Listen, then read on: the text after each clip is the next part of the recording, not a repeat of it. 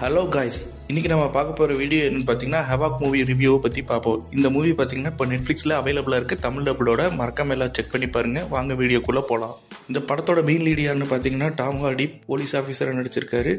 ஒரு நல்ல போலீஸும் கிடையாது, கெட்ட போலீஸும் கிடையாதுங்கிற மாதிரியான ஒரு கேரக்டர். போலீஸ் கவர்மெண்ட் கூட சேர்ந்து நல்ல விஷயங்களும் பண்ணிட்டு இருப்பாரு. அதே சமயம் சில பல பொலிட்டீஷியன் கிட்ட அமௌண்ட் வாங்கிட்டு அவங்களுக்கான சில வேலைகளும் பண்ணி கொடுத்துட்டு இருப்பாரு. இந்த படத்தோட ஒன்லைன் என்னன்னு பார்த்தீங்கன்னா, ஒரு பொலிட்டீஷியனோட பையன் ஒரு கேங்ஸ்டர் மர்டர் கேஸ்ல மாட்டிக்கிறான். அந்த பையனை எப்படி டாம் ஹார்டி காப்பாத்துறாரு, உண்மையா அந்த கொலையை பண்ணது யாருன்னு சொல்றதா இந்த படம்.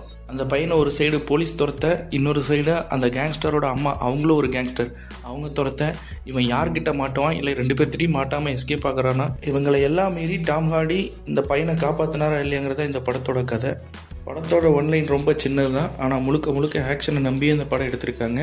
படத்தில் ஸ்டோரியை விட அதிகமாக ஆக்ஷன் தான் இருக்கும், ப்ளஸ் ஆர் ரேட்டட். ஸோ எல்லா ஆக்ஷன் சீனும் ரத்தம் தெறிக்க தெறிக்க இருக்கும்.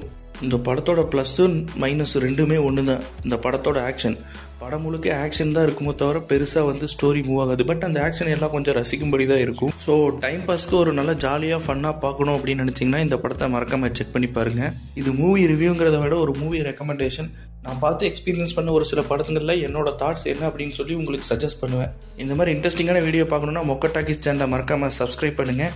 உங்கள் ஃப்ரெண்ட்ஸ்க்கும் இந்த வீடியோஸை ஷேர் பண்ணுங்கள். அப்போ தான் எனக்கு கொஞ்சம் சப்போர்ட்டாக இருக்கும். Thanks for watching guys. Bye bye.